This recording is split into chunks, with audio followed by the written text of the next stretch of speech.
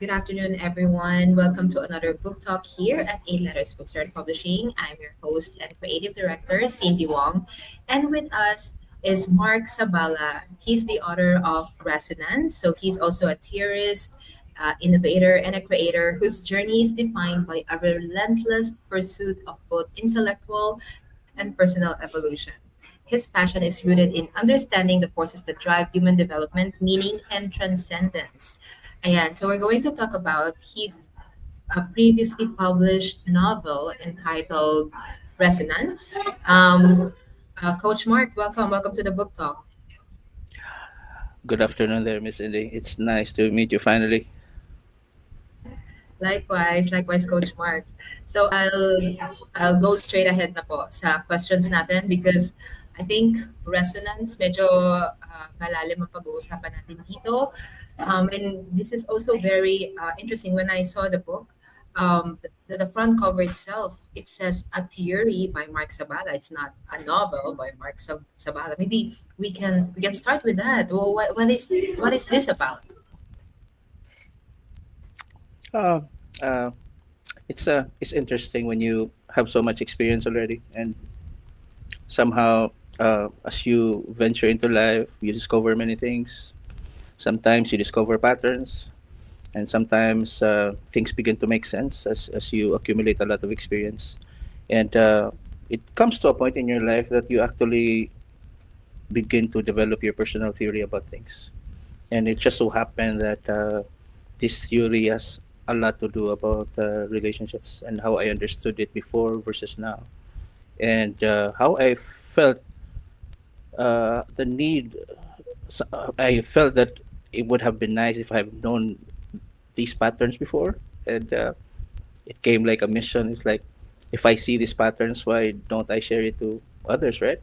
Maybe they see these patterns too, and that's that's one of those things that really pushed me to write this book, and it became a theory. So I placed some framework there, and this framework I've observed personally, and I have a lot of contact with people because I work in the community also. So I kind of hear their stories also, what their lives had been, their relationship with people, how it became successful, some not, and again, like what I said, meeting people and trying to see the framework on how I understand things, and also based upon my own experience.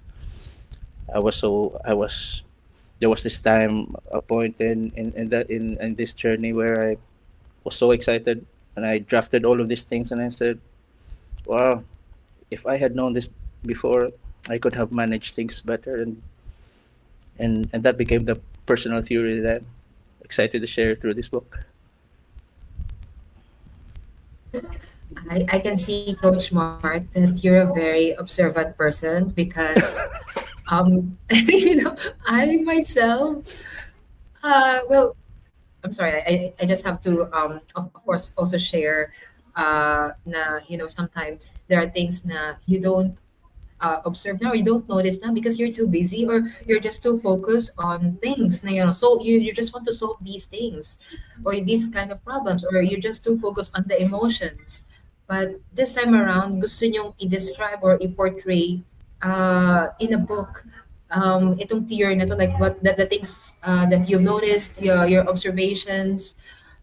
Coach Mark, you also talk about your experiences, right? And there's this protagonist in the book called Matt. You know, how real is Matt? Paano kayo nakaka-relate dito? Kayo ba to? Or, as much as you want to share lang naman po. Matt is a very interesting fictional character, that is, and but Matt represents a person just like any of us who really wants answers, because at some point in our lives, there's always that time when we really ask questions, and of course we read books, we ask people, and there are just things that Matt really would like to have an answer to. This is a very persistent character. He's not content with just li- just like following whatever it is or the template that was given from previous generations and how relationships should be. This is a person who's trying to also try to see if, how things work based upon how things are now, of course, because uh, we are in a new age right now, and probably with how Matt was placed in the story, this person who was disillusioned by so many talks about how relationships should go. You should do it this way, and some would say, you know what, for a successful relationship to happen, for it to last, it has to follow this certain template and all. But nobody talked about conflicts. Definitely no. They just talked about how you should do it and the qualities that should be there for each people to have so that they can converge effectively and carry on their relationships for a time. But nobody really talked about conflicts because I felt that conflicts are really the game changer. Because I've seen people who are have so much good qualities and they come together with so much good collaboration, but they still fail because they never talked about conflicts. And and I know that when people talk about conflicts, most likely they will just talk about very simple things like conflict about money. I'm not talking about those conflicts. Conflicts about a third party. I'm also not talking about those conflicts. These conflicts are far more profound, far more embedded in people's relationships.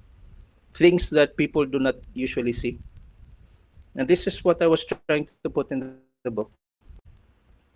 Because people, not too many saw. I'm just assuming that not too many people have seen the works behind all of these problems when it comes to conflicts. For me, when I listen to like people talking about their relationship problems, I only see the superficial parts of it. But when I really listen to them, I felt that there are more deep rooted problems that even them don't know how to articulate it. And then sometimes when I talk to them, I help them articulate it. So you mean to say this and that? And they say, yeah, yeah, that's it. So when you say this, do you mean to say that? And say, yeah, that's it. So I had a lot of those encounters with people. My work trying to articulate it, and what better way to articulate it than to have Matt as a character to articulate it for the readers too. And I think Matt was one of these immersive character who wants to find answers and basically get into the bottom of all of these problems and not just like listen to people because this is how they say it and that, and and have it really as real life as possible for them to really understand that even the most well-intended person to go into all of these uh, romantic engagements could still fail.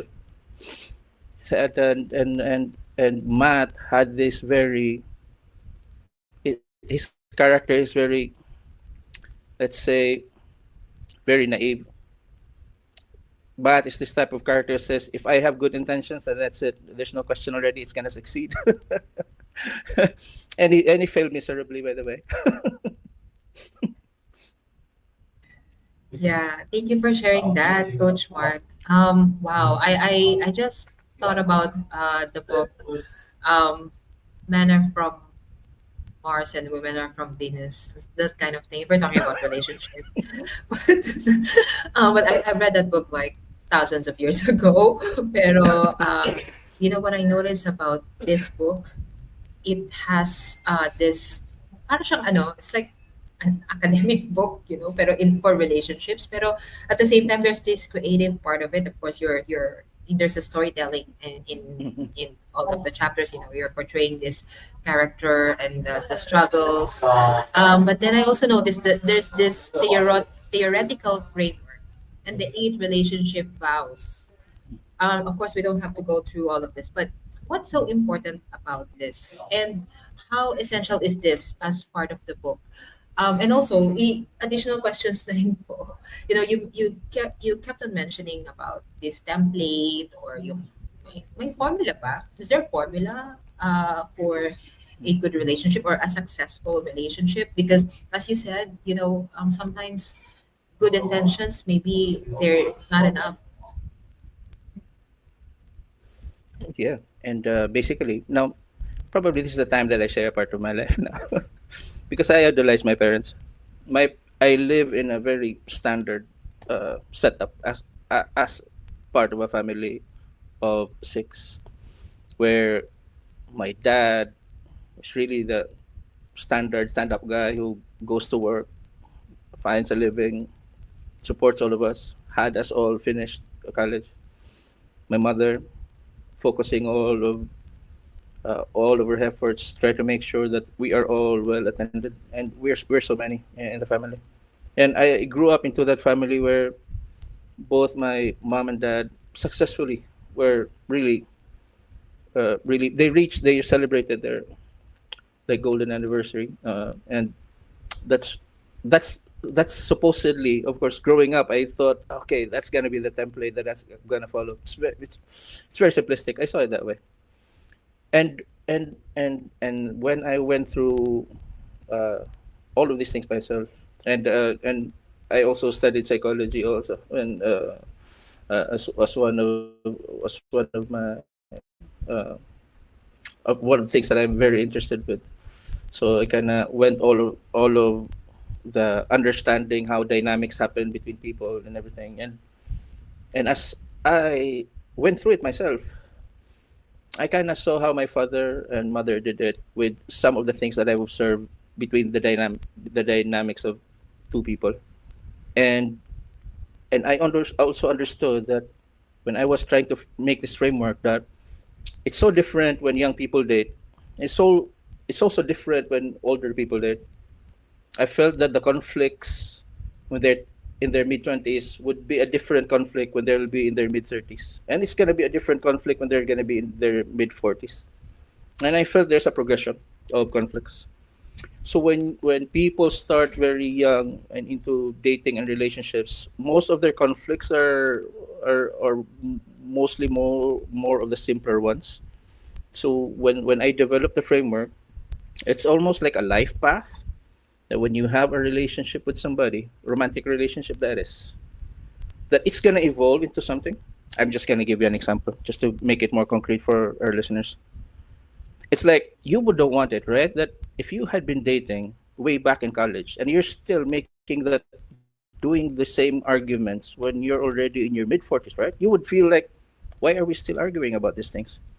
And that's a very natural reaction for a person who says we should be talking about other things now, right? Because we supposedly have outgrown those conflicts, because we had those conflicts when we were back in college. Why are we still talking about it right now? And that makes sense too. And it makes you question, yeah, why are we still talking about those things? I mean, in our mid 40s, probably we'll be talking about some other conflicts then, and entertaining more constructive uh, uh, uh, concerns probably. And what happens is that when you finally feel that your argument is kind of circling around, and the nature of the argument is still like when you were still arguing when you were still in college, it meant to say that the relationship is stuck. That is for me, okay? That's my theory. It's stuck. It's stuck there. There seems to be that there's a level of conflict that you were not able to go through. And that's why I really want to put it on the list, really, uh, through a list. Because when people can see it, like Coach Mark placed this at like level 2, right? And we're still arguing at level 2. Supposedly we're gonna be at level 5 right now. It's something like that. Because it's just my intentions here that I want relationships to progress.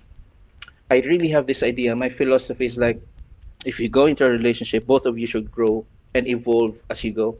You should not be the same person when you were in college meeting the person that you're in love with. And I feel being in love is like being in love when you were in college, and still you're gonna be in love when you're gonna be like you're in your 30s. It's still gonna be a different form of being in love when you're gonna be in your 40s. And I really feel it's a constant evolution. It should never be stuck into one phase. Like, and this is what I'm so scared about, because it's as if the template that understands that if you're gonna be married and be settled, it's like, okay, this is it. I'm now settled, and then there's nothing more. We're good. And that's very dangerous, because no, that's not yet it, because marriage is just part of that evolution. You should not be stuck there and be be stationed there all your lives. And and and and uh, I just want to give a heads up to, and sort of probably a mild warning in a way, like if you really want to succeed in your relationships, always evolve, constantly evolve, never stop growing, and always encourage your partner to do the same too. And I hope you will be blessed with that, all of you, whoever you are. And please buy the book. Yes, that's right, Coach Mark. While for those viewers out there, please get a copy of the book. The links are in the captions naman. I think it's a very, very helpful book. Coach Mark, kanina sabi ko you're an observant, and now what I wanted to say is that you're a very structured person then. Kasi, you have these ideas, you have this theory, but then if you cannot execute them well, parang if you cannot portray them well, parang it's useless, right? Na parang hindi ka nila magigets, hindi ka nila maintindihan. Like, what are you trying to say? Ganyan, ganyan. So, I just wanted to mention that's the purpose of having the theoretical framework at the back of the book. It really structures the relationships of people, the characters in the book.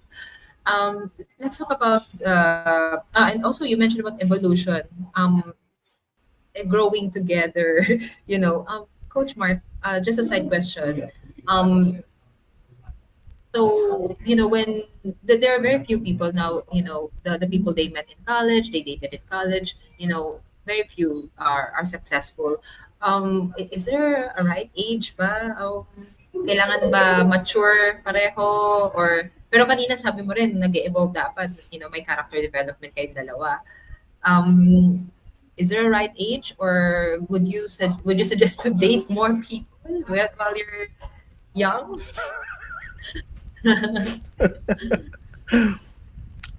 It's a very good question, by the way, and I'm gonna answer it as sensitively as possible.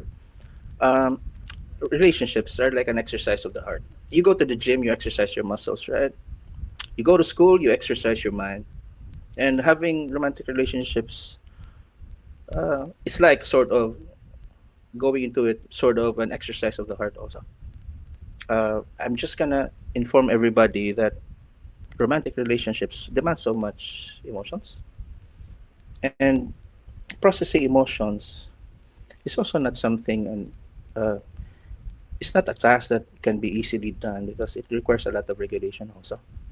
So when young people think about going into relationships, it's not much more of them going into relationships. It's much more of the question how regulated or how much they can regulate their emotions.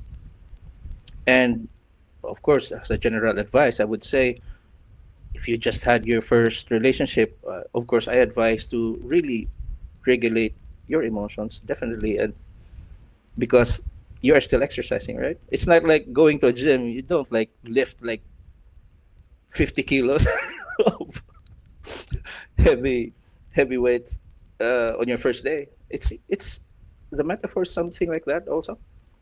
So when you go into relationships, commitment wise, I do not assume that you're gonna commit 100%. Of course, when I say you commit, but what I mean to say, it's always a gradual thing. When you try to exercise your emotions, it's always a gradual thing, and not necessarily be that you need to date as many people as you want. It's much more of how you can exercise your heart and regulate. It could be just one person actually, and if you find out that, you know what, I seem not to able to study well because when I have this relationship, I'm so bothered and have this issue and all that. And it means to say your heart is not very regulated yet. So it's an exercise, and I want you to be mindful also. If you feel that you have a hard difficulty or a hard time regulating your heart, then it's a sign that you're still growing up, and it requires patience. And do not push into experiences that require so much heart while your regulation is still very, it's still a start, still at the starter level.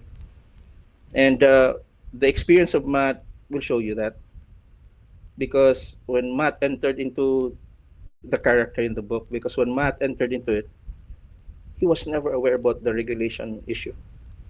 He just went all out, and I'll just leave it there. And well, chapter one will remind you what I'm saying right now. So it's a good question and say it's really just an exercise of the heart, and if you want to exercise, do it gradually. Any person would tell you to do it gradually. Thank you so much, Coach Mark. Once again, this is a reminder for all the viewers out there to make sure to get a copy of the book. There, the links are in the caption. Okay, yeah. And I would say, if you're going into a relationship, it maybe it will help if both of you read the book because kasi pag isa lang, 'di ba? You have to develop or evolve together, and if it's coming from one person lang, okay, I have to do this, there's this framework, etc., then it's not going to be a mutual, development, mutual cooperation, I would say. And also, Coach Mark, let's talk about naman your writing journey. Um, why did you think about writing the book? And also, what's next? What's next for you? And also, how's your writing journey so far? Were there any struggles in writing this book? And also, was it easy for you, Lamba, since you have this theory to write all of these? Oh, interesting. Because when I started writing, by the way, for the information of those listening and watching, before I went into writing, I've always been into music, and I write music. I write lyrics, and the most difficult part of writing lyrics is is that you have to really choose the best words and choose the best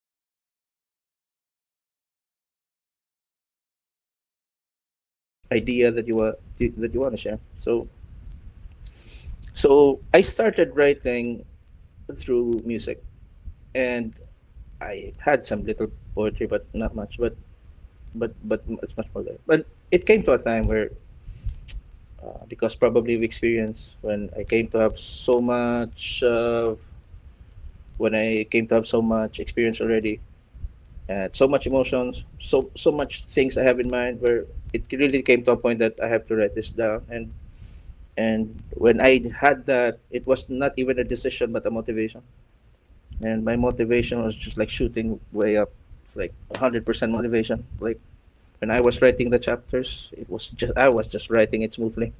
I had an idea in mind how we're gonna present it, but when I wrote it, I was just like straight away writing the whole chapter like a day or two. And but it was not the polished version yet. But I already had the idea of how I'm gonna make it. So I'm a person who writes when I'm motivated to write. I'm very inspired to write, but I do not write as as a schedule or something that I wanna have myself as a goal. It's much more of like, there's something I'm thinking deeply about and feeling deeply about. I'm gonna write it. It's something like that. So sometimes it happens. It happens by those circumstances, and I do not know why. I just like writing because when I write it, it seems to be that I'm able to articulate whatever it is that I'm feeling. It's like something very abstract. I'm able to make it very concrete and even review it. Sometimes I get even emotional by reading my own work, and I can just say, "Whoa, this is how I felt." Even right now, by the way, if I just for your listeners' information, even if when I read the book Resonance, still gets me. It still gets me. It's a very intimate book, by the way, and I think the readers will agree with me when I mention this. So my writing journey is much more about that. Something that I would just want to express because for me it's one of those creative arts where you express your ideas and your thoughts and feelings. And I think this is one of these outlets where I just find comfort in doing. But I do not believe that I'm gonna be writing a lot or even finish a book by just making it as a goal. There should be something life changing or something more significant that's happening in my life that I'm able to write it. And but probably that's the reason why I was able to write. Something significant happened in my life that made me write. Wow. Well, that's very ano ba? Listening to you, Coach Mark, I just to realize a lot of things, and I have, when I was reading the book, you mentioned when you were reading the book, it gets you, it gets to you, and I would feel the same way. I'm having this conversation with you. It's really a pleasure, hearing from you. It very very few people siguro yung parang masasabi natin na very genuine when you talk to them. They can talk about their works and all that, but you have genuinely it's very interesting because resonance itself, it talks about being real, right? And ito parang, oh wow, okay, you're a very real person, if that makes sense. But Coach Mark, thank you so much for gracing the show and for telling us all about resonance. Where else can we follow your journey? Oh, yeah. And oh, uh, I belong to your group, the Eight Circles, right? I post some stuff there too, time to time, and I've got some page for the book also. But there might be a sequel to the book, and Very, very much looking forward to that. I think so. I think it's gonna happen, and by that time I think it's every gonna make everything a full circle, and I hope something even more significant will happen for the second book to push. And by the way, Miss Cindy, thank you for all of your work and your team. Please allow me to extend my thanks to them. Very, very commendable work they did, and I'm still looking forward to do more projects with your publishing. Thank you so much, Miss Cindy. Thank you very much, Coach Mark. It's such a pleasure having you here. And to all our viewers, please make sure to get a copy of the book. Once again, you can get it from Shopee, Lazada, from our website, and also Amazon. Thank you so much, Coach Mark, and hope to see you again next time. Bye, Oh yeah. everyone. Bye.